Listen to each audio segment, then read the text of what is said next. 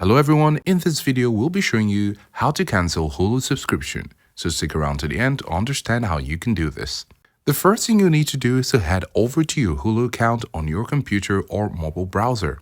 In your account, select Cancel under Subscription, and next you may be presented with the option to pause your subscription. If that pops up, select Continue to cancel if you're not interested, then select Cancel Subscription. After you've successfully canceled your subscription status on your account page should read, "Your subscription will be cancelled."